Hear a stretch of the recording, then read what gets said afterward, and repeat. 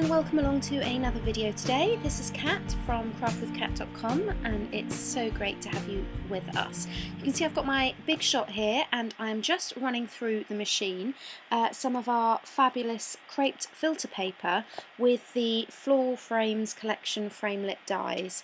I'm actually creating the cover for my Retro Fresh journal, which you will have seen in my previous videos. So you can see here I put through a couple of sheets at a time. Some of them do come already cut in a circle like that, and a couple of sheets come in your standard rectangle sizes. So I've just put through a couple at a time, and I decided to get another one through as well. So I decided to do a singular one just to see if that made much difference into how it cut, really.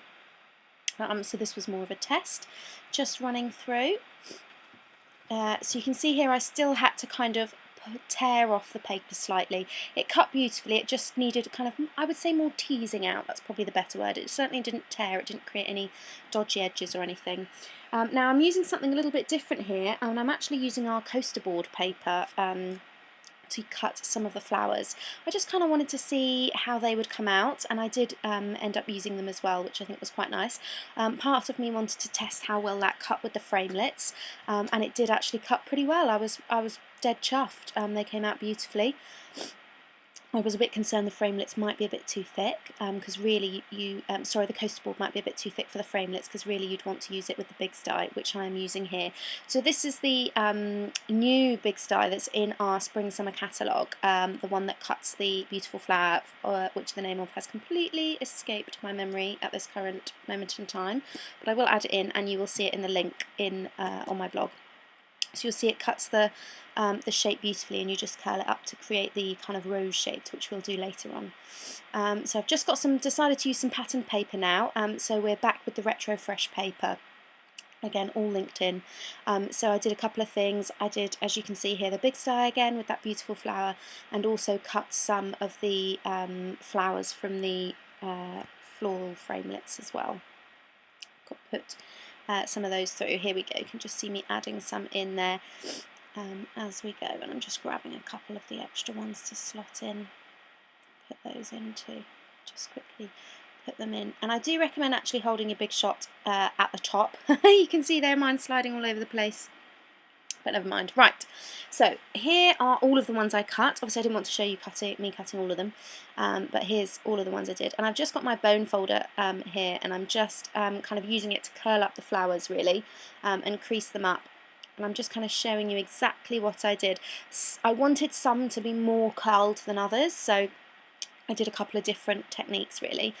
So this one I actually also folded down into the middle and just curled that bit at the bottom, just pushed down that fold just to give it a bit more kind of oomph in the middle. And then I did the same with this smaller one here. You can see it really curls it up. But you can see in another one I just kind of did the ends and kept the base very flat. So you can see lots of different ways that I've used this kind of same technique. And this one I actually folded a bit further down the edges to really puff it up a bit more. So here, just kind of going around the edges now a lot more, just to really get those edges up. And I do think the bone folder is a really great way of being able to do that. So you can see here just getting some of the smaller ones as well.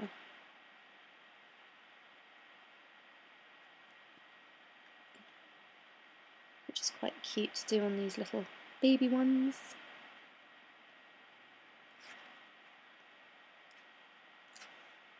You can see some of them are a little bit fiddly when you get to the smaller sizes, but it is well worth it. It gives you a really gorgeous, gorgeous finish at the end.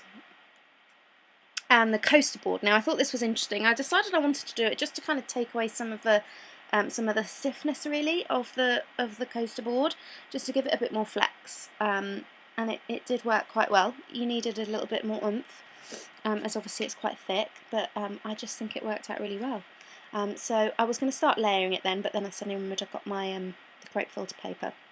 So I had already scrunched these flowers right up already, just to give them loads of texture, and I'm just kind of smoothing them out and folding them up at the corners as well, just to kind of put them out. I'm just layering up to get some ideas here as to how I would layer it, just to see what that would look like. think that works really, really well.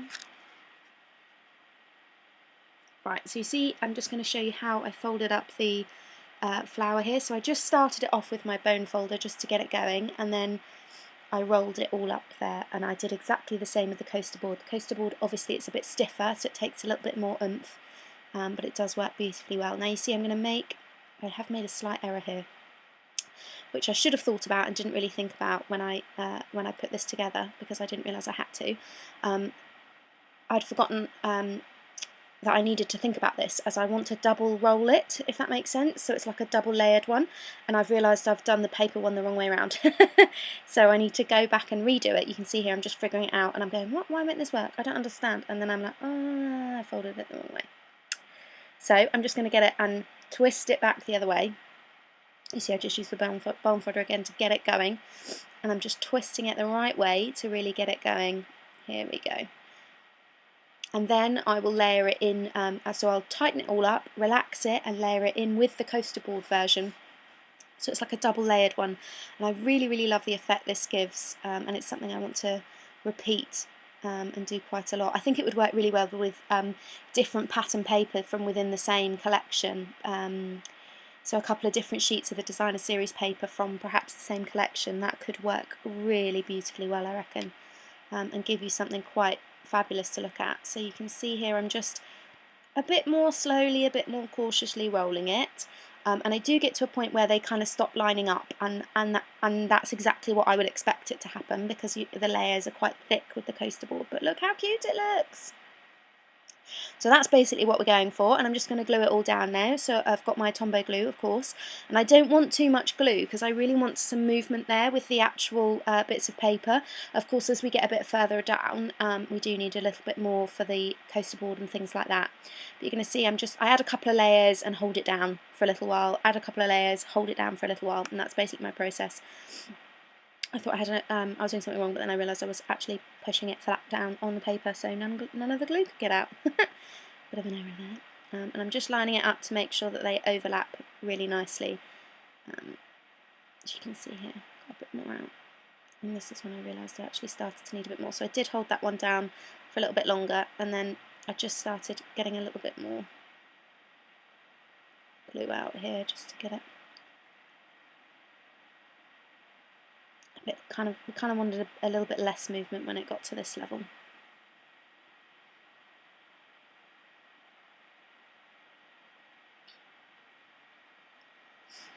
So once this is all glued down, you do actually kind of want to hold it together for a little while, because the thing with the Tombow glue is it can move. I mean, once it's dry, but it can move. So this was kind of the look I was going for, and I'm just going to glue the flower down together, and you see you do kind of need to hold that together as well.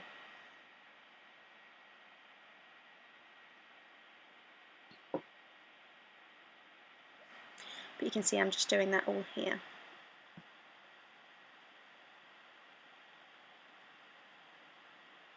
Holding it all together. I'm going to just glue it down to the actual base of the flower. So it's kind of created one really big layered up flower. It was really where I wanted to go with this. I decided I didn't want the camera on the front of the album when I wanted this. So this is already pretty well stuck. So I'm just starting to pull up some of those edges of the flowers. And then we're just about done with the flower, and I'm going to just pop it on the front cover just so that you can get an idea of what it will look like once I've stuck it down. So that's kind of the look that we're wanting. But now we're going to talk about the closure, because you can see it's pretty thick, and I'm just looking at some ribbon, and I decided to go with this burlap here, again part of the spring summer catalogue, all linked on my blog, or my website, sorry, over at craftwithcat.com. You can see links to all of those if you wanted to purchase any of the products. So I'm just using my Tombow to glue down that piece there, and I am going to then lay down some of the sticky strip double-sided tape. I love our sticky strips tape at Stampin' Up. I think the quality is fabulous, and I find that the top coating peels off really easily, much more so than others I've used, and I have used quite a few. I've used some from your general craft stores, general paper stationery stores, this one's definitely the best one I found, so I stocked up on a lot of it in my last order. So this is basically what I did, layering it up there. And we're going to do exactly the same on the back cover, you're going to see in just a second. So I just ran out of that level, and there's the sticky strip, just showing you there the packaging, how it comes, which I think is quite neat. But it took me a little while to get it out. We're just going to carry on layering it up here, lots of strips of it, just to make sure that it's really stuck down, really. That's where I'm going with that. So then we're going to move to the back page and do exactly the same thing. So I just need to make sure that the burlap ribbon is lined up. So I just added the glue and then suddenly realised, I need to line it up. And you can see that there's a bit of glue that's got on the inside there. Absolutely fine with that, because I'm going to stick it all down anyway.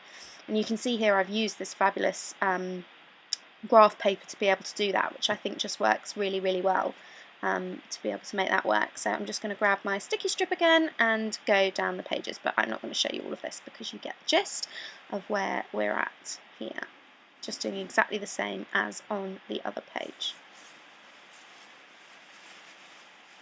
So here's the front side. The top of the tape is all peeled off, and we're just sticking it down, and then we're going to do exactly the same on the back as well. Stick it down, and then that creates kind of, it's hidden that page in the middle, and it gives that extra reinforcement.